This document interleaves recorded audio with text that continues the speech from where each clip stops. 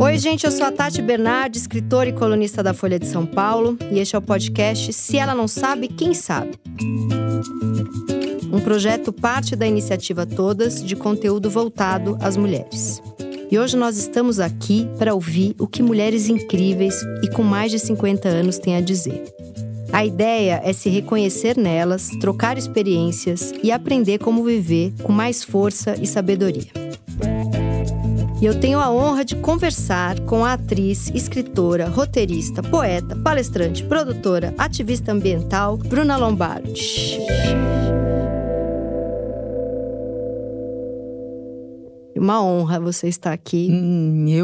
Eu que sou muito sua fã. A gente estava aqui trocando elogios e amor. Quando ela chegou, ela me deu um abraço apertado. A gente já tá se amando. Mas é verdade, eu acho que dizem que amigo a gente não conhece, a gente reconhece, né? Rolou, né? Rolou uma energia boa entre a gente, eu senti. Porque eu já tava aqui ansiosa, mas, a gente assim, já se agarrou. Eu não tinha muita dúvida que ia ter uma vibração parecida pelo que você faz, escreve, passa pra vida, tua busca. Porque não é nem o resultado, né? É a busca que importa, né? É uma escrita com uma certa angústia de procura, né? De comunicação. Procura, que é o melhor, Estou né? aqui me elogiando junto com ela. Enfim. Comecei a me elogiar junto com ela. Faz bem. Eu esqueci de falar na sua apresentação que você também é o melhor meme da internet com a sua entrevista mais feminista do Brasil, quando você mandou um sincerão pro Bon Jovi. Você é uma mulher brava? Sou. Desde sempre? Desde muito sempre. Eu vou te falar uma coisa. Quando eu comecei a ver meus álbuns de fotografia de infância, e tinha um monte de foto minha de costas. E eu falava assim, mas perguntei pra minha mãe, mas por que tem tanta foto minha? E meio de longe, de costas e de longe. Eu falei, não é bizarro um álbum de fotografia onde a protagonista está de costas e de longe? Aí eu soube que meus pais morriam de rir, porque eu era muito pequena, assim, tô te falando de coisa de 2 anos de idade, assim, começou a andar, entendeu? Começou a mexer na vida um pouco mais, e eu ficava brava com alguma coisa, eu virava as costas e ia embora. Então tem um monte de fotos assim. Então era uma coisa assim, que onde quer que eu estivesse, e às vezes, sei lá, se a gente estava num campo, num piquenique, um lugar assim, meus pais me deixavam ir para ver até onde eu seria capaz de ir. E eles tinham que correr atrás, porque eu não parava, eu não voltava. Desde pequenininha. A minha filha é assim, a minha filha é muito brava. E eu acho que tem uma força ali. Eu não consigo, sabe, pôr de castigo. Às vezes ela é mal educada, mas é que tem uma braveza ali e eu penso, nossa, isso aqui é uma coisa meio preciosa, sabe? Eu acho que primeiro, você vai descobrindo, né? A gente vai desenvolvendo, você vai se mexendo dentro de um lugar e ampliando as suas fronteiras, né? Quando alguma coisa… E não é um bravo, é bom especificar isso. Não é um bravo de se jogar no chão no supermercado. Que isso aí eu sempre achei abominável. A mãe insuportável, né? Não tem nada a ver com isso, sabe? Eu tinha uma extraordinária, assim como tenho, né, colaboração com as coisas. Mas tem um lugar que você também descobre, vai impondo seus limites de alguma maneira, e que com isso você, no fundo, você se protege de muita coisa. Você não é sequer uma defesa, porque é mais do que uma defesa, né? A defesa, às vezes, é um lugar que encolhe. E esse é um lugar que enfrenta, expande. Então, sim… É uma defesa que vai para o mundo. E que se mundo. Comunica e que agrega, mas está ali. Mas então, eu sou brava. Eu já me vi em situações que eu mesma, naquele minuto, não me reconheci. De perder a… De ir para um lugar, assim, tão grande… que eu falei, uau… E você lembra o que tinha acontecido? Porque a gente tem um outro, né, dentro de nós. Todo mundo tem a consciência que é um outro, é um lugar de fora que você se vê. Você se assistiu muito brava, falou, o que está acontecendo aqui? Eu vi uma voz que eu nunca sabia nem que eu tinha, nem no teatro com 2.000 lugares. Saiu daquela altura. Saiu daquela, vamos dizer assim, daquela largura, não é nem altura. Sei. Nem é um grito, é um lugar, assim, uma leoa. É o eco do mundo, é um rugido mesmo.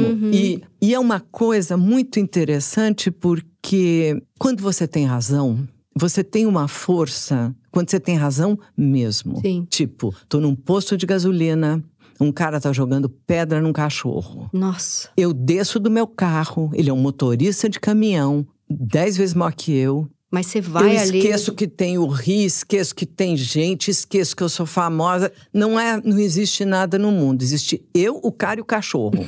E a pedra. E a pedra, exato. E existe uma força tão milenar, tão ancestral dentro de mim, que eu vou falar. E quando mexe com filho, então? Eu vi homens na minha vida, gigantes, se encolherem perto dessa criatura pequena que eu sou, por isso. Mas o que eu tinha a meu favor? Uma extraordinária razão. Eu acho o seguinte, quem a gente nós somos um código de valores. Isso é inabalável. Não é manha, não é firula, não é adolescência. Tem muitas coisas difíceis que a gente passa. Mas tem um código de valores, tem ali um cerne da questão. Entendi. Que a hora que toca nesse, a gente vira a gente tem bicho. A gente tá num lugar que tem proteção de tudo. Porque é como se você tivesse com a tábua esmeralda na mão e os 10 mandamentos na outra, entendeu? Em cima de uma nuvem. Ninguém consegue não te respeitar. Você falou que desde pequenininha tem isso. Mas você foi refilando ao longo da vida, aprendendo, ou é uma força que você sempre já teve ali? As duas coisas. A força bruta, você tem que estudar. Até porque você vem com coisas na vida que são questões para estudar, quase todas, sim, né? Não vem assim, junto, manual aqui de instrução. É porque muito da minha braveza, às vezes, vem de algum dodóizinho, da infância, da adolescência. Essa braveza é uma que eu quero aprender. A outra, que é essa que você falou do nosso cerne, da nossa essência, do código, do caráter, essa é a que eu sinto que estabelece. É imutável e que bom. Porque ela me mantém de pé. Essa é a base, né? Essa é a grande raiz e essa, na verdade, essa também é o grande fruto.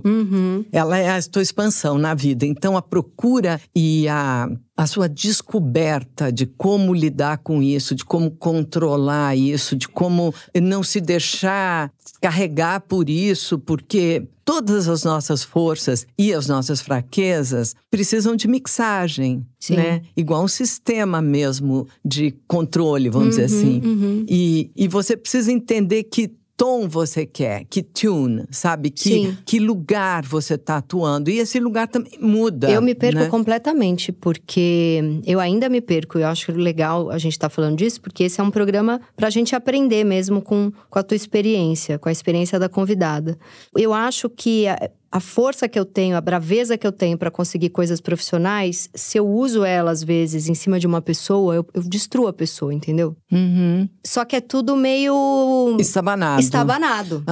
Pode ser também isso, né? Mas isso tá no aprender a dirigir, praticamente. É como você pegar um carro e ainda descontrolar com aquele monte de coisa. Mas, ao mesmo tempo, você aprende. E eu aprendo todos os dias, porque como conseguir coisas, sem se exaltar, como lidar com erros estúpidos, e aí você começa a fazer olha, é um erro de convicção ou é um erro de desleixo? Enfim, mas tudo é aprendizado, tudo é um caminhar maior, né? E é esse o lugar que me interessa, sempre esse lugar me interessou. E você tem uma questão muito forte com natureza, com espiritualidade, E é tão bonito, você conta que conheceu o seu marido numa gravação no Xingu. E que aquilo foi muito mágico, né? Aquilo foi surreal, na verdade. Muito surreal. Parece que estava já certo para vocês se conhecerem. Você acredita nessas magias da vida? Eu vivo delas, né? Total, eu vivo, eu me alimento. Elas são, assim, meu dia a dia. Dia a dia mesmo, minuto a minuto, na verdade, né? E, na verdade, assim, somos 3. Eu, o Rio, Kim, agora namorado Kim. Outro dia, eu consegui um negócio, assim, fabuloso, né? E o Kim virou pra mim e falou, puxa, que bárbaro, o que você fez, né? Aí eu falei assim, pedi pra Lua. E ele falou, perfeito. Então, é um diálogo meio engraçado.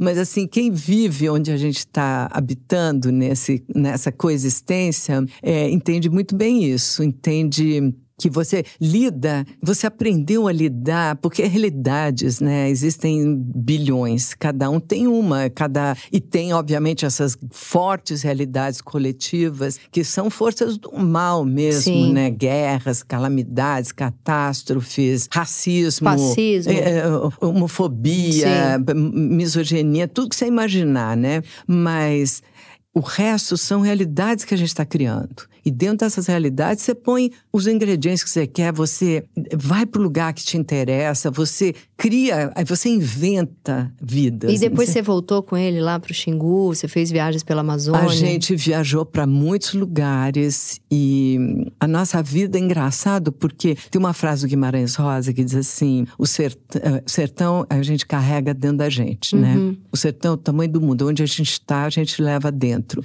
E a gente levou isso que a gente foi desde o começo, o tempo inteiro, a gente leva dentro de nós. E é impressionante como a gente foi criando realidades onde isso se manifestava.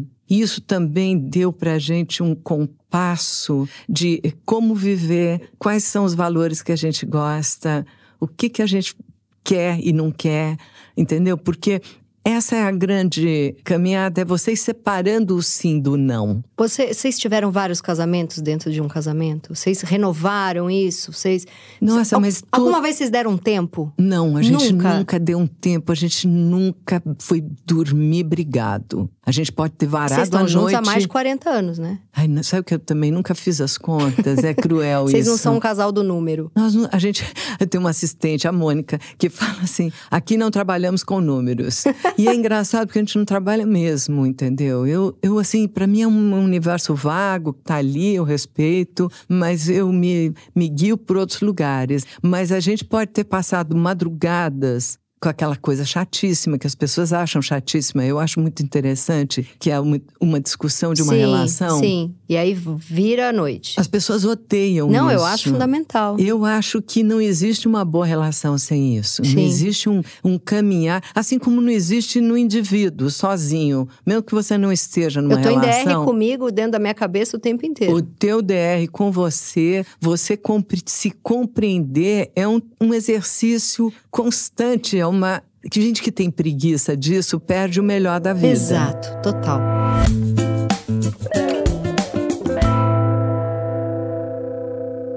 Eu tô com o seu último livro aqui, Manual para Corações Machucados. Eu amei esse nome. Li vários textos, gostei demais. E eu quero ler uma parte aqui, que você diz aqui, tem vários, que eu vou ler vários trechinhos, mas você diz aqui, da importância de namorar. Aqui, ó, é o texto que chama Quer Ser Meu Namorado. Você diz, na verdade, o prazer maior dos namorados é poder brincar e no fluxo alegre do amor se mostrarem felizes sobrevoando a seriedade da vida. Namorados estão se conhecendo, desvendando um ao outro, revelando segredos. E aí você fala, gosto da palavra namorado, mesmo que a maioria tenha uma certa pressa de trocar essa palavra por outra que traga mais segurança. Só que aí, a hora que você chegou aqui, você falou que quando você conheceu o Richelli, automaticamente já foi. Vocês já juntaram, já foram morar juntos. E aí eu te pergunto, situações em que o casal tá ali namorando há séculos e o cara tem uma dificuldade, ou às vezes a mulher, ou às vezes um casal de gays, tem alguém que enrola e fala, vamos continuar na leveza, vamos continuar só como namorados. Isso também não é uma coisa que a pessoa tem que se ligar? O outro que tá querendo um comprometimento, um parceiro de vida? Mas eu não acho que morar juntos tira a leveza. Nem precisa tirar a rotina de ser namorado. De jeito nenhum. Pelo contrário. Muito pelo contrário. Eu acho que quando você vai morar junto, né? E como eu estava te falando, a gente foi morar junto e depois dessa magia desse mundo encantado, de verdade, como se não existisse, como se eu não fosse de matéria, nem ele, a gente caiu nesse paraíso, onde a gente se conheceu, que era o melhor momento que o Xingu já teve. Foi para fazer uma novela, né? Mas foi uma equipe muito pequena, não era permitido ir pro Xingu, foi a razão de eu ter aceitado. Pra você ver, interessante o destino, eu falei não inúmeras vezes, eu não queria fazer televisão, e a autora me ligou e disse o seguinte, eu vou falar 1 argumento que eu sei que você vai aceitar. Depois de 20 vezes que ela já tinha me ligado, ela falou, tem uma viagem pro Xingu. Aí eu aceitei na hora, porque o Vilas Boas tinham acabado de demarcar a terra e era proibido ir pro Xingu. Ninguém podia ir. Sim. E eu comecei na aventura. E a gente viveu essa aventura forever, né? Essa aventura é presente na nossa vida. Mas, assim, eu estava te dizendo, a gente saiu desse paraíso absurdo. E caiu na Leroy Merlin. E caiu na Leroy Merlin. E caiu, vamos comprar qual material de construção privada, vamos ali na coisa, vamos não sei o quê. Então, essa ideia de vida prática e vida mágica, né? É uma mistura desses dois lugares, né? Esses dois lugares têm que estar muito presentes na vida. Porque aí você tem que ter um lado pragmático, porque senão você só vai à deriva. Sim. Mas se você só for pragmática… Perde o encanto. Não tiver o estado de encantamento absoluto diante das coisas… E até hoje vocês têm esse estado de encantamento? Eu tenho um estado de encantamento assim, nossa… E assim, não só, mas eu tenho uma extraordinária gratidão dentro de mim, que é muitas vezes, assim, quase ao dia eu falo assim, nossa, o que eu fiz para merecer isso? Com tudo, com a sua família, com a relação amorosa, com o trabalho. Com tudo, pode ser com o caqui que eu colhi na minha… Queria ser assim. Eu não tenho essa… Na minha árvore. Você tem um portal que chama Felicidade, né? Você Tenho. trabalha muito com esse nome. Tenho. Só para as pessoas que estão nos ouvindo não pensar, meu Deus, tá tudo errado comigo. Quem tem assim, como é que faz para ser mais felizinho? Quem tem um pezinho na depressão como eu, o que a gente tá fazendo de errado? Eu não acho que a depressão seja errada. Eu não acho. Você já teve? Não, nunca tive. Mas eu não acho que seja um lugar errado. Eu acho que é um lugar de refúgio. Eu acho que é um lugar de defesa. E no meu caso, de descanso, porque eu tô sempre tão exposta. Mas o que é um refúgio, se não um lugar de descanso? Sim. E um lugar de defesa. Então, as pessoas, tudo que nos acontece, existe uma tendência a combater, ao invés de absorver. Total. Então, eu não quero dizer cientificamente que você pode estar com uma carência de uma coisa química específica no cérebro, uma dopamina, e que você precisa dar uma contrabalançada. Eu não quero ir contra esse tipo de também… Ciência, psiquiatria. Okay. Mas lembrando que a ciência é sempre limitativa ao seu tempo. Total. Entendeu? Então, a nossa ciência hoje desconhece a possibilidade que a gente poderia ter de se teletransportar. Se você pegasse o que acontece hoje e dissesse há 100 anos atrás que nós íamos ter ondas, íamos nos comunicar, passar mensagens, fotos, falar com o mundo inteiro de graça, enfim, é tanta coisa que… A mensagem já se teletransporta há muito tempo. Tô falando de uma coisa já, como é que fala? Last season, sim, né? Sim. Porque assim, a inteligência artificial e mil outras coisas, em algum momento da história você iria pra fogueira. Sim, né? Tá maluca. Tá doida. Então, assim, tudo que acontece dentro do nosso cérebro, e não é só o cérebro, né? Porque nós temos… Bom, eu tenho uma coisa enorme, vasta sobre isso que não vai dar para falar aqui. Mas assim, nós temos vários aspectos para trabalhar. Mas vamos pegar esse como se fosse o único, que não é, óbvio. E que todos os outros estão interferindo nisso. Mas vamos fazer de conta agora, para simplificar, é só um podcast? Vamos fazer um podcast de 10 episódios, só nós duas. Vamos fazer, exato. Uma série. As Loucas, né? Mas assim, esse lugar é um lugar que ainda é pouco explorado. Nós ainda estamos em 1930 olhando para ele. Sim. Você entende? Muita coisa andou. Muitas nomenclaturas vieram, o que é muito bom. Até socialmente, muitas nomenclaturas vieram, né? Nos anos 80, não se falava, não se dava nome, por exemplo, a um assédio. Sim, você entende? Então, sim. não tinha uma denúncia e por aí vai. Então, existe um progresso, porque eu acredito que a vida é uma espiral, mas é uma espiral, porque tudo, você olha, todos os movimentos têm a espiral, né? Os movimentos da vida, da vibração, os movimentos… Mas durante esse crescimento todo, tudo que você estudou, sempre sentindo essa vibe de felicidade. Você nunca caiu. Eu vou te explicar. Deixa eu só terminar a ascensão, porque é uma ascensão ascendente, ou seja, a gente está melhor. O nosso coletivo está melhor, por incrível que pareça. É só você estudar um mínimo de história e você vai ver que a imbecilidade que existe hoje é grande, mas muito evoluída, com certeza. Tem nome, enfim, é muito melhor. Agora, esse estado de felicidade se adquire. O que é uma conquista nele? Ele existe em estado bruto. Uma conquista é a lapidação e a nomenclatura. E é compreendê-lo, é dar a ele um sentido, um formato, é também saber lidar com aquilo. Porque todas essas forças estão no ar como as ideias estão no ar. Você teve uma ideia, onde você pegou essa ideia? Ela estava no ar. Ali. Você teve uma antena, como todo bom autor, todo escritor tem uma antena fabulosa, gigantesca. Inclusive, um roteirista tem uma antena que tem uma deflagra o que vai muitas vezes acontecer. Desde que ele seja sério e estudioso, é claro. Mas, então, esse estado de felicidade, ele não é necessariamente um estado de felicidade. Ele vai se tornando, com o tempo, um estado de, sim, eu estou dentro desse reino de felicidade. Mas ele inclui melancolia, ele inclui um momento triste, ele inclui raiva, ele inclui todos os sentimentos. Mas tem uma coisa basal de uma É como uma sinfonia. Pensa numa sinfonia. Primeiro, você precisa aprender a tocar para chegar nela. Sim, concorda? Sim. Não é que você está ali começando a dedilhar qualquer coisa que seja, ou a soprar um flute qualquer e você vai chegar. Não. Você vai estudar, se aprofundar. Você pode ter um talento. Você tem a música dentro de você, mas você pode realmente ter uma pessoa que é mais buscadora do que outra. Ok, mas você vai chegar nela. Agora, essa sinfonia inclui todos os instrumentos. Todos os instrumentos. Por que as pessoas têm muito medo de tristeza? Entendeu? Tô triste. Ai, não quero. Não. Triste é um lindo material da vida. O Conrado Caligari falava muito isso, né? Não perca a oportunidade de sofrer os lutos e de ficar triste, porque a aventura da vida precisa disso. E também um material, é um grande material humano. Não lidar com esse material é uma coisa muito a menos que você aproveita na vida. Então tem que lidar com isso. Você tem pai e mãe vivos? Não vivos, mas sim, conviver com eles até bastante tempo. Como foi passar por esse luto?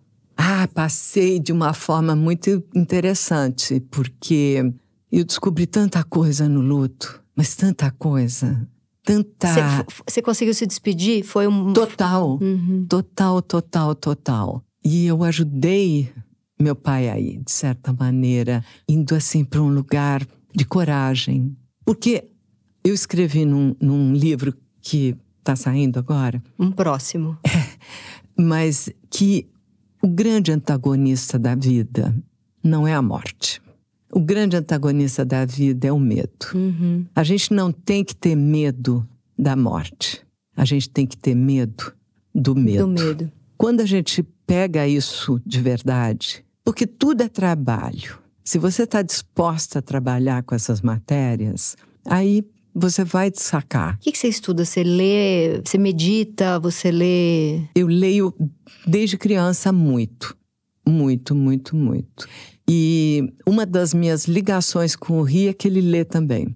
Quando a gente se juntou, nós tínhamos duplicadas de livros, né? Juntaram as bibliotecas e os corações. Juntaram as bibliotecas e ele tinha lido muita coisa que eu tinha lido. Mas eu leio desde criança, mas desde criança eu indago. Eu sou uma criança questionadora. Fui. E sou. Sou, porque ninguém muda assim, né? Então, eu sempre vou questionar. Eu sou a cada momento, eu me lembro, eu assim, muitas e muitas vezes no carro com o Ri, falando de coisas, e ele falando pra mim assim, nossa, mas você tem que escrever isso, nossa, mas você tem que falar isso pras pessoas, nossa, você tem que passar. E hoje, se eu tiver, assim, eu não sou uma pessoa que trabalha muito com ansiedade, não sou. Hoje não sou mesmo, mas se eu tenho uma ansiedade hoje, é de conseguir passar tudo que eu descobri, porque são coisas grandes e para você passar como um bloco de conhecimento é chato. Você tem que transformar numa coisa simples e interessante, para que faça um sentido, para que isso se torne uma corrente, você entende? Não adianta parar em mim. Você entende? Eu ter uma vida uau. Porque ninguém tem uma vida uau diante de uma situação em volta que também não esteja bem. Então, fundamental. Uma pessoa que busca a felicidade tem que primeiro tomar conta do que a cerca. Você entende? Você tem que ter pessoas que trabalham para você que estão felizes. Gente que você toca de alguma maneira. De verdade. Estou falando de verdade. Não é assim, é meio marketing, é meio para inglês ver, Não, eu entendi. Sabe? É uma coisa que você sente ali no... E você fazer mesmo a viagem do outro. Sabe? Entender o que é aquilo. Dentro do teu Por isso possível. que talvez se fale tanto em solidão hoje em dia. As pessoas perderam essa capacidade de olhar o outro. É todo mundo defendendo o seu para sobreviver. Eu acho que a solidão, ela tem mais a ver com uma coisa que também tem a ver com depressão, que é com o primeiro lugar, é desconectar consigo mesmo. Você não é só... Conectar ou desconectar? Desconectar. Não é só você não tá vendo o outro, mas você não tá de verdade conectado com você. As pessoas hoje estão achando que são super conectadas e tal, mas essa conexão interior, porque o que é de fato esse descontrole, se não uma desconexão? Em última análise, como eu te falei, se tem uma coisa química, a gente vai para um outro lugar, né? Mas eu ainda acredito mesmo. Assim como eu acredito na epigenética, né? Eu acredito que um trabalho... E a epigenética? A epigenética é o seguinte, a gente sempre acreditou, a física sempre acreditou que, a ciência, né? Que os nossos genes eram imutáveis. Dentro de um gene existe 2 metros de DNA, de informação ali enrolados. E a gente sempre acreditou que aquilo é aquilo. Você veio assim e pá. Daí começam a descobrir coisas, por exemplo, CRISPR, que é uma edição dos seus genes. Mas isso assim, não é ainda ficção, mas sim, um pouco, ainda no sentido de... Está sendo estudado tudo isso. Não está. Mas a epigenética descobre o teu campo, o campo que você cria na tua vida. A maneira como você se relaciona, a maneira com você, primeiro em você mesmo. Tudo começa na gente, com a gente mesmo. Aí a maneira como você se relaciona com o que te cerca imediatamente. Aí com o outro. Vai indo. Você vai para o bairro, para a cidade, para o país, para o planeta. A maneira como você vai indo por essas esferas, vamos dizer, que te cercam, é a maneira que você interfere nos seus genes. Não, e mesmo a química do cérebro, eu lembro quando eu tinha crise de pânico, que um psiquiatra falou pra mim, todas as crises de pânico que vêm depois da primeira, é um caminho do seu cérebro que você criou pra sentir e deflagrar a crise de pânico. Se você começar a criar outros caminhos dentro do seu cérebro, você pode escapar para eles. E eu achei isso... São sulcos. Exatamente, a epigenética lida muito com isso.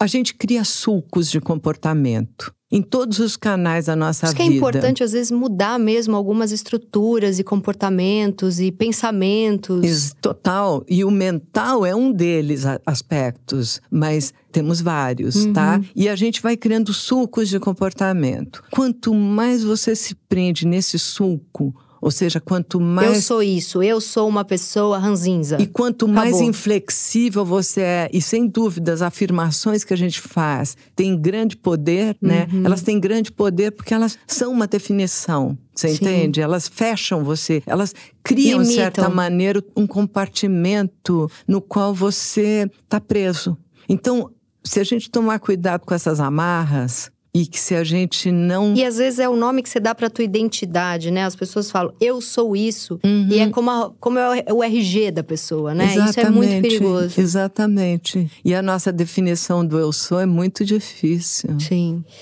Agora que você tá falando, a definição do que eu sou é difícil, e acaba se às vezes você pega uma definição qualquer que te limita só pra você sentir que tá em algum lugar. Que tá em algum lugar. Você diz no seu livro, no título... Querer e Não Querer, no texto Querer e Não Querer, você diz assim, outro dia, depois de uma palestra, conversei com um grupo de estudantes sobre escolhas. A preocupação deles era não saber o que querem nem para onde ir. E, ao mesmo tempo, ter de lidar com tantas pressões e obrigações que a sociedade vai impondo no caminho. Muitos não se sentem bem com as opções que se apresentam. A coisa não é nada clara, a cabeça fica confusa e a insegurança aumenta. A gente não precisa logo de cara saber o que a gente quer. Aliás, essa é uma grande tarefa para a vida toda. A cada minuto, a cada esquina, a cada encruzilhada, a gente tem que fazer escolhas. Cada momento é uma transição e parece que a nossa liberdade fica por um fio. Tem a ver com isso que a gente está falando. Aí a minha pergunta para você é, aquelas pessoas que com 30, 40, 50 anos ainda não sabem quem elas são, isso não te dá nem um pouco de aflição? Eu Porque não acho porque que a gente existe. vive... O que é essa contagem, vamos dizer? Uma expectativa. Se essa contagem fosse no século passado, essa pessoa já devia ter netos. Uhum, tava morrendo já. Tava morrendo já. Já tinha... Então, assim, a contagem em si já é uma limitação. Sim. Já é acreditar numa limitação. Então, você fala assim, puxa, eu tenho 50 anos e não descobri o que eu quero. O errado é a contagem, não é não descobrir o que eu quero. Você está focando o lugar que não é necessário focar. Descobrir o que você quer é o momento que você está na vida. É que eu tenho amigos de 40 anos morando com os pais. Ok. Mas não se sustentam, não ganham um centavo. Depende, será essa a ambição dele? É isso que ele quer da vida? Ele está se questionando. O importante não é ele morar com os pais, nem ele ter 40 anos. O importante é assim, ele está se questionando em relação ao universo. Ele está querendo se descobrir. Ele pode estar morando com os pais e amanhã ser o Byron, ser o Proust. Verdade. Você entende? Who knows? Quem sabe o que vai acontecer? Sim. O foco, na minha opinião, não é exatamente a circunstância. O Ortega Gasset falava, eu sou eu e a minha circunstância. Sem dúvida, a nossa circunstância, de certa maneira, nos define, mas a gente não pode deixar que ela nos limite.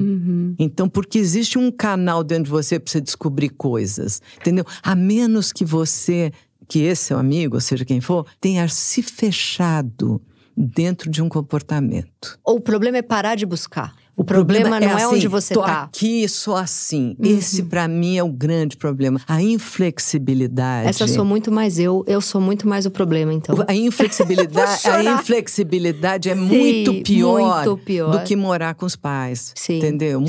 Morar com os pais é legal, se você gostar disso. Sim. Entendeu? Você pode morar com quem você quiser. Mas você tem um monte de profissão, você tem vários interesses, você tem uma pulsão de vida, de se comunicar, de dizer, tudo isso é enorme. E a gente vive num país que as mulheres, elas não podem se expressar tão livremente, tão intensamente, porque logo elas são muito criticadas. O que a gente pode falar para essas mulheres? Você como uma mulher madura e que tem toda essa pulsão. O que a gente pode falar para elas não desistirem de se expressar? Porque tem essa coisa, num país ainda tão machista como o Brasil, né? Que vai calando as mulheres. Olha, eu diria que viver é enfrentar. Né? Guimarães Rosa dizia que a coragem sempre aparece quando a gente precisa dela.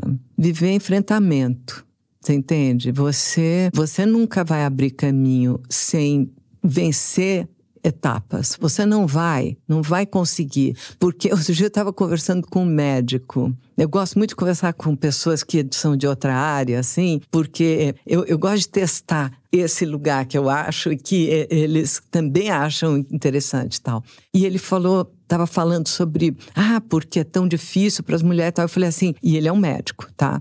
E eu falei para ele assim, mas a sociedade, quando você se formou e falou, aqui sou médico, te recebeu de braços abertos? E ele parou e falou, não. Eu falei, você foi em busca, você foi conquistar. Se a gente para nesse lugar, a mulher não deixa de ser uma dessas afirmações. Você entendeu? Sim. Mas eu não tenho força. Bora buscar essa força. Eu tô sem poder. Cadê o teu poder?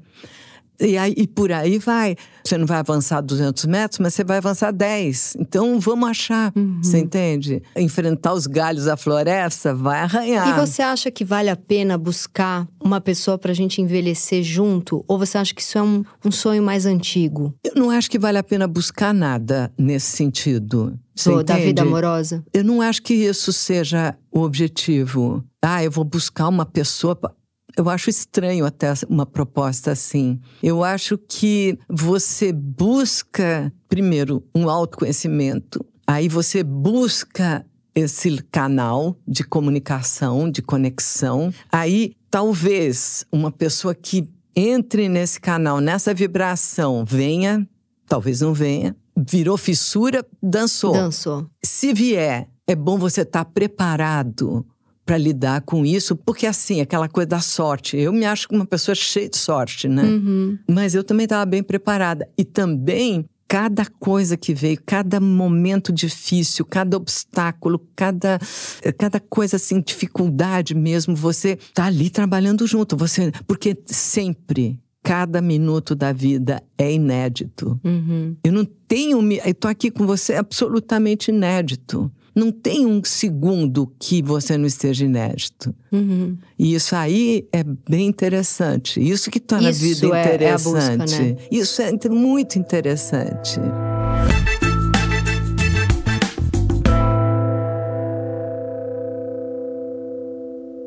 Você fala aqui num outro texto que eu quero ler sobre o tesão. As mulheres chegam pra você e reclamam.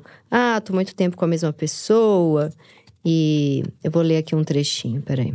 Viva o tesão, é o texto Viva o Tesão. Muita gente me escreve dizendo que perdeu o tesão, tanto no sentido figurado como no literal, nesses tempos difíceis. E como disse o psiquiatra e escritor Roberto Freire, sem tesão não há solução. Naquela época a discussão era outra. O tesão se opunha ao moralismo, à hipocrisia e à repressão. Era o desejo libertário de ir contra valores impostos por uma sociedade fechada, especialmente para as mulheres, que foi o que a gente acabou de falar. Imagine que nos anos 60, o simples fato de ser desquitada condenava a mulher a um ostracismo social e sexual. Minha mãe passou um pouco por isso. Hoje a questão da falta de tesão é outra. Precisamos vencer um desânimo generalizado, uma exaustão, um cansaço de lutar contra o noticiário, cotidiano assustador e assistir de uma forma desconsolada a um cenário que provoca a nossa impotência. O que você tem para dizer para as mulheres que estão numa relação que ainda existe amor, mas que acabou o tesão? Olha, tesão é uma dessas complexidades maravilhosas, é uma bênção, tá? Um tesouro desse, ele tem que ser colocado num lugar sagrado, tá? Com isso não quer dizer que ele não tenha o lado maravilhosamente profano dele. Mas assim, eu vou dar um exemplo até meio fora disso que você leu. Outro dia censuraram um livro do Jefferson Tenório, tá? Que é uma maravilha de autor. E eu pensei o seguinte, engraçado, primeiro uma censura de um livro desse só beneficia o livro, né? Censurou, ai que vendeu maravilha. Pra caramba. Puxa, que maravilha, a mulher conseguiu fazer uma propaganda gratuita maravilhosa, em primeiro lugar. Em segundo lugar, a melhor escola que você pode ter sobre sexo, sobre descoberta da sensualidade, é numa boa literatura. Não tem melhor. Você vai descobrir o sexo nos livros de uma maneira que você vai ficar encantada. Eu sempre li muito desde criança. Então, se eu li, sei lá, Ana Karenina, Madame Bovary, livros, O Amante da Lady Chatterley, livros que eram considerados, assim, escandalosos, tá? Cada um por causa da sua época, do seu tempo. Flaubert, Tolstói, de Lawrence, esses caras. Daí, eu me lembro que eu li o Sartre, Náusea. E pulei pro Henry Miller, Sexos, Nexus e Plexus. E eu brinquei um dia e falei assim, bom, eu acho que uma pessoa que sai da náusea e entra no sexo, ela foi para um caminho legal. Então, eu acho que nós, como todo entusiasmo, todo o estímulo de vida, porque o tesão é uma força vital. Você pode ter ou não um companheiro, ou uma companheira, ou enfim, masturbação, o que você quiser. Mas é uma força vital. E ela não é uma força vital só física, como a gente pensa imediatamente. Ela é uma força vital que está em tudo. Então, a palavra tesão é uma palavra gigante, sabe? A palavra tesão vai desde você chupar uma manga, sabe? Até olhar deslumbrado uma paisagem, um pôr do sol, alguma coisa que te inspire, ou seja o que for. Entendeu? Você pode ter uma coisa mais urbana, que você gosta de olhar a luz refletida nos prédios. Cada um acha o seu. Né? Um buraco do metrô, não importa, tá? Sim. Agora, isto que eu falei parece... mas isso parece uma coisa tão longínqua. Mas a aplicação disso, e todo mundo tem direito a isso, todo mundo tem o merecimento a esse sentimento, é ele que vai entrar na sua vida sexual. Você entende? Sim. Então, voltando para os livros, se você descobre o tesão através dos livros e não através de um site pornô, que é uma distorção já, né? Nada contra, cada um faz o que quer. Eu sou pela liberdade, assim, absoluta. Mas acho que você vai para um lugar que você renova as coisas. Assim como você renova células dentro de você. É uma onda, é uma vibração, é um campo energético que você cria. E aí você tá dizendo que ele começa na gente. Não tem a ver com o que o outro faz, onde o outro toca. Nada tem a ver com o outro. Ninguém pode dizer, ele me fez infeliz, ou ele me faz feliz. Na verdade, ninguém pode dizer isso. Por isso quando você falou assim, eu procuro um cara... Não na crônica que eu amei, mas eu digo aqui... Sim. Na verdade, você não procura um cara. Você cria o teu campo. Você cria essa vibração. E aí isso você vai achar coisas. Vai achar. Porque é isso que você está aqui para descobrir, né? Essa é a passagem aqui nessa pequena vida. Sim. Como que foi a entrada da espiritualidade e religiosidade na sua vida? E você acha que é possível envelhecer sem elas? É muito legal que você tocou o sexo e a espiritualidade, Juntinho. porque as duas coisas, para mim, andam juntas. Não entendam como uma pessoa que reza trepando, não é isso. Mas eu tenho até um poema nesse livro aqui que diz: só penso em sexo e Deus, né? Que até a Betânia fez o prefácio e brincou com isso. Mas assim, a verdade é que a espiritualidade, assim como ela anda muito junto à tecnologia. Por incrível que pareça, são coisas que parecem, para o nosso entendimento cotidiano, completamente separadas, opostas, né? No entanto, se você se dá o tempo de um certo estudo, de uma certa compreensão, e esse livro mesmo vai falar disso, elas são muito mais juntas do que ela parece. Então, para mim, a espiritualidade, a descoberta da espiritualidade é uma descoberta, assim, tipo Spinoza, entendeu? Tipo, a natureza está em tudo. Quando, assim? Na adolescência, sei lá? Provavelmente na adolescência. E eu fui buscar muitas coisas, sabe? Eu sou daquelas que entra em tudo que é experiência e vai. Eu tenho até uma passagem aqui que eu conto da minha coisa com a religião. E depois eu falei, onde não dá certo e onde dá certo. Você já tomou ayahuasca? Já. Como foi? Foi muito... A primeira vez que eu tomei, eu estava exausta, porque eu trabalho muito, né? Tenho, acho que uma característica mais marcante que eu teria de mim mesma é dizer assim, nossa, eu trabalho pra caramba. Sim, você tem 26 profissões.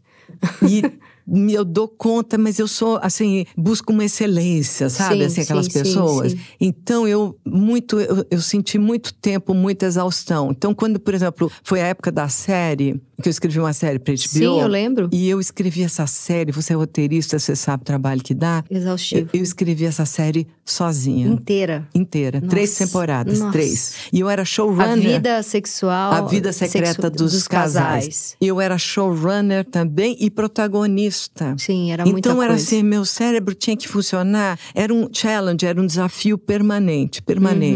E aí, eu lidando com isso, e eu falava assim, meu Deus, eu preciso achar um lugar tal. Nesse momento, quando eu tomei a ayahuasca, eu dormi. Do instante que eu tomei ao instante que eu acordei. Nossa, você apagou. Apaguei. E você não lembra nada? Você nada. Não viveu. Eu dormi. A hora que eu acordei... Já tinha passado o efeito. Já tinha passado o efeito e eu fui cobrir todo mundo. Eu fui ver se estava todo mundo bem, que eu sou uma pessoa cuidadora, entendeu? Tá na minha natureza. Aí tinha inclusive gente que eu não conhecia, que estava na minha casa, porque foi na minha casa. E tinha um cara que tinha vindo da França. E ele deitou no sofá, eu peguei uma cobertorzinha, cobri ele. E ele me olhou muito agradecido, e eu achei aquele olhar bacana. E eu falei assim, eu pensei comigo, foi a única coisa que eu me lembro, além de dormir e cobrir o cara, que eu falei assim, ai, como eu gosto de ordem. Como eu gosto das coisas organizadinhas, funcionando bem em volta de mim. Como eu luto e trabalho e me dedico a isso. Que bonito. Mas aí você teve depois uma outra experiência? Tive depois, e aí foi só deslumbramento. Não passou mal? Não foi pra um lugar horrível? Não. Eu tenho pavor de tomar. Eu não sou das drogas, tá? Mas eu fiz experiências na vida, nas buscas, na compreensão. E compreender mesmo, compreender. Eu sou daquelas pessoas que leu Castanheda. Eu venho de várias tribos, né? Pertenci, não é que nem pertenci, não é nem um pertencimento. É um passar para entender e ver, circular, várias tribos. E aí, isso dá uma abrangência. Eu gosto de abrangência, sabe? Eu quero abraçar o mundo. Eu sou ambiciosa na totalidade de querer entender. Né? Pelo menos nessa passagem. Pode ser que numa outra descanse, né? Numa outra anterior, com certeza eu passei na rede, porque o que eu trabalho nessa muito tem uma compensação. Mas assim, eu me lembro eu chorando de emoção pela beleza do que eu via. Você foi para um lugar muito bom. E eu não tive nem coragem. Falei assim, na próxima eu vou olhar o céu, porque o céu é muito grande. Eu só estava olhando as plantas, o jardim, sabe? E os guardiões. E eu falava assim, será que eu tenho que ter medo? Não, nós somos guardiões da casa. Sabe, eu falei, nossa como as plantas, as árvores são guardiões da floresta. Você sabe que eu tenho um chamado, você foi falando, eu lembrei, não sei se tem a ver. Mas eu tenho um chamado muito forte para uma coisa que eu ainda não achei onde é. Eu sonhei há uns 3 anos atrás, mais ou menos, que eu tava andando com a minha mãe assim na rua, e uma mulher falava, entra aqui. E eu entrava, aí vinham 3 mulheres com plantas, folhas, assim, e elas passavam aquilo em mim, me benziam. E aí elas me deitavam numa cama e elas arrancavam um negócio de mim como se fosse um tumor, assim, não sei. Saía uma coisa horrível de mim. Eu até meio desmaiava e depois eu saía muito leve dali. Tive esse sonho. Depois eu tive um outro sonho que uma mulher me puxava de novo, eu estava em algum lugar, eu estava numa festa, não sei, uma mulher falava, vem aqui um pouquinho. E eu ficava no centro de uma roda, todo mundo rezava e de novo eu sentia que tiravam essa coisa de mim. E mais recentemente eu estava num período muito triste, assim, por várias razões que se acumularam, e eu sonhei de novo com essa mulher falando, a hora que você acordar, bebe toda a água que está do lado da sua cama, porque eu fiz uma coisa ali para ela, para você. Então eu tenho uma coisa de... Tem um chamado, eu né? tenho, mas aí eu fico buscando esse lugar, sabe? Então eu fui em terreiro, eu fui na igreja de Santa Rita, eu fui num xamã, só que eu saio dos lugares pensando, ainda não é, sabe? Porque não é no lugar. Nunca é no lugar. O lugar só te traz conhecimentos de como se manejam e tal, mas não é num lugar. É porque eu queria A busca não... Eu queria um mestre, eu queria um colo, eu não sei o que eu queria. Eu sei perfeitamente o que você está dizendo. Eu sei perfeitamente. Eu buscava livros, eu comprei o Paideia, um grande livro e tal. Eu lia coisas grandiosas acima da minha... Eu estudo neurociência, eu entendo perfeitamente isso. Mas a verdade... É a busca, né? Eu te diria que esse lugar já está em você. Senão não estaria sonhando, né? Ele já está em você. E desvendar ele é um mergulho num canal complexo. Que eu tenho medo, né? Porque quando tem medo, esse que é o problema. Por isso que não chegou. Não vai chegar, porque a gente tem medo. Não é só você que tem medo. Eu, quando era criança, eu fui num centro espírita pedir pra parar de sentir e ver as coisas que eu sentia e via. Porque eu tinha muito medo. Eu tinha, sei lá, 12, 13 anos. Eu fiz isso dentro do meu quarto. Eu falei, chega, eu não quero lidar com isso. Eu sou muito nova pra lidar com isso. Eu fiz isso dentro do meu quarto. Eu senti uma coisa, assim, presenças e coisas. E eu me lembro dessa noite. Eu era tipo isso, 8, 9 anos, assim. 10, talvez, mais, não sei. Eu sou ruim de data, então sempre pegar uma década. Mas, assim, eu me lembro eu falando assim... Eu não quero isso. Eu também. Eu não vou trabalhar com mediunidade. Eu não vou fazer isso. Mas o que me sobrou disso? Uma capacidade que eu desenvolvi de leitura das pessoas.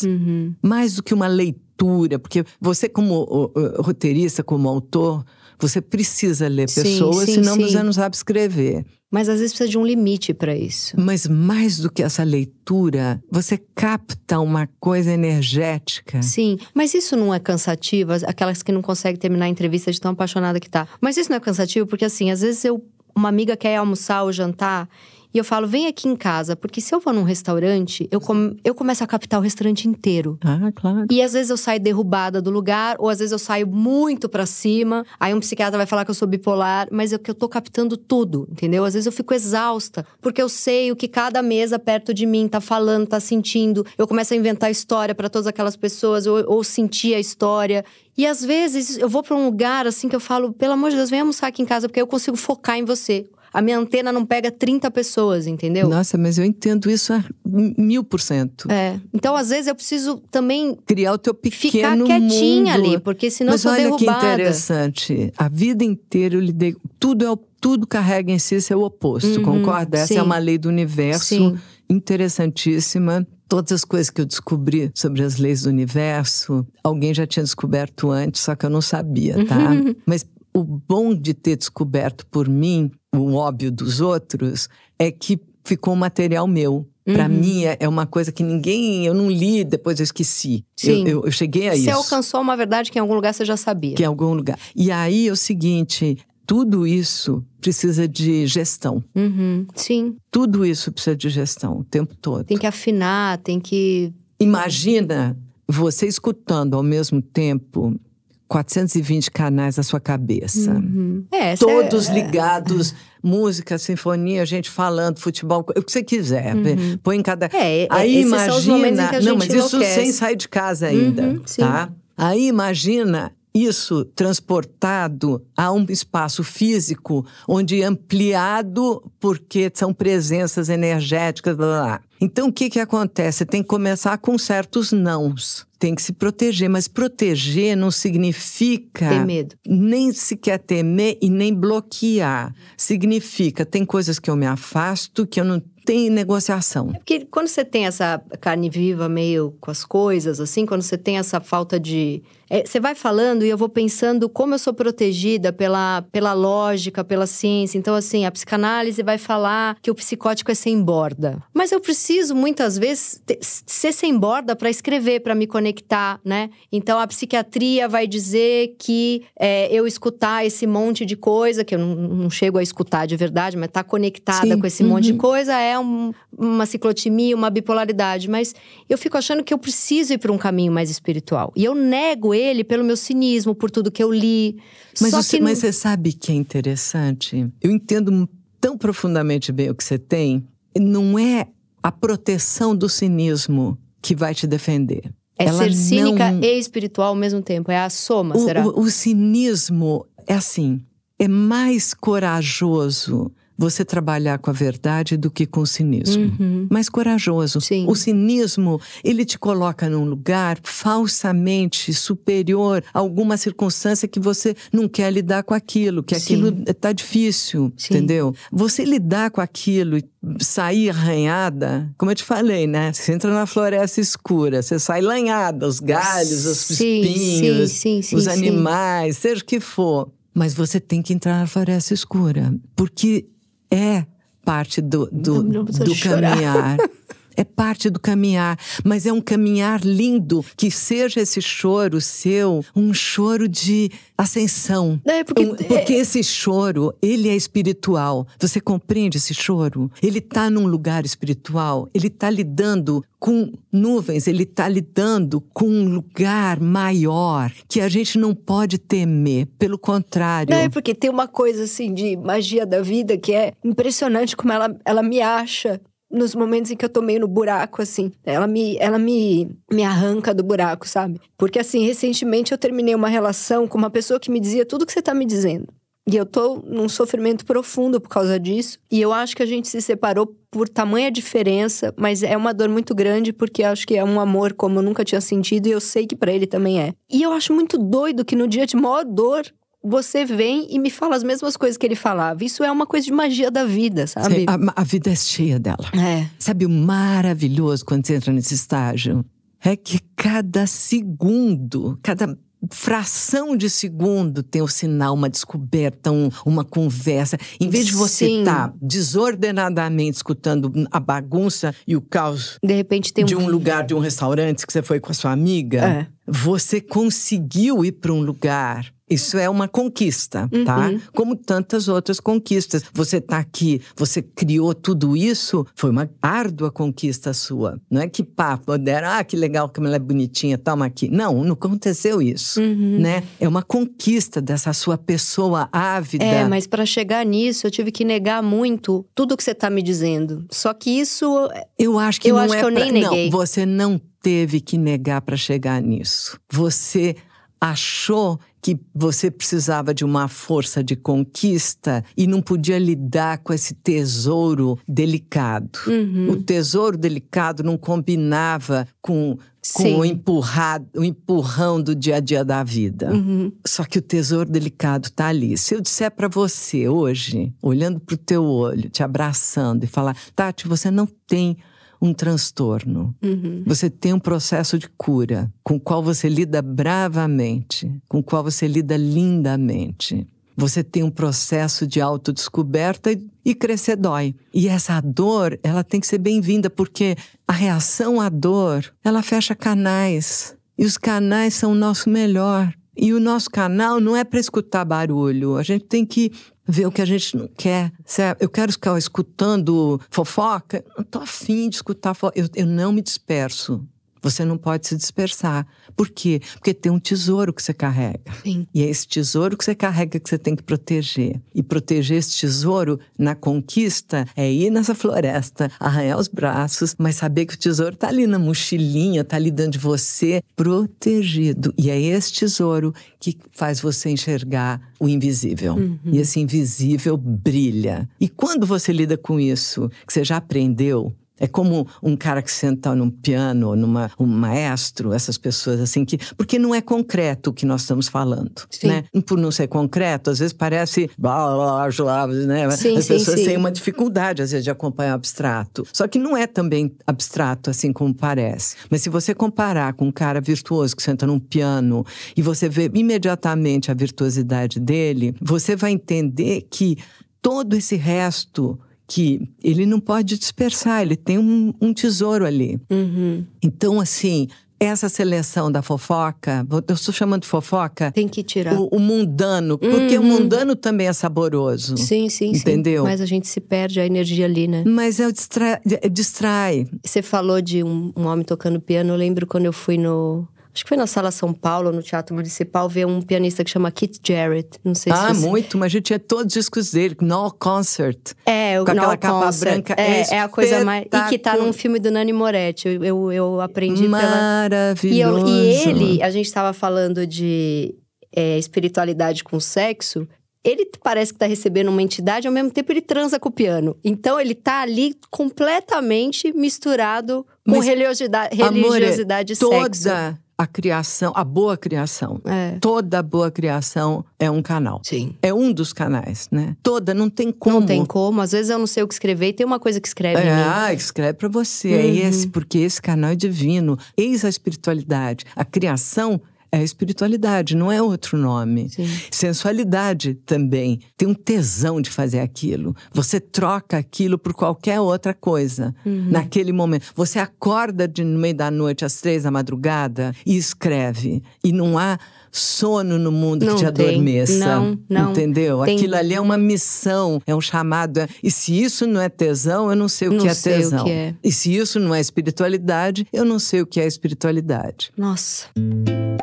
Bruna, maravilhoso. Muito obrigada. Obrigada a você. E foi lindo. Até chorei. Obrigada, foi lindo. Obrigada a quem escutou e me aturou chorando no programa. Obrigada. Obrigada a você que nos ouviu até o finalzinho. Eu sou a Tati Bernardi e este foi o Se Ela Não Sabe, Quem Sabe? Um podcast da Folha de São Paulo que faz parte da iniciativa Todas. Este projeto tem roteiro meu e produção da Zamundo Estúdio. Até o próximo episódio. E segue a gente para saber quando tem programa novo.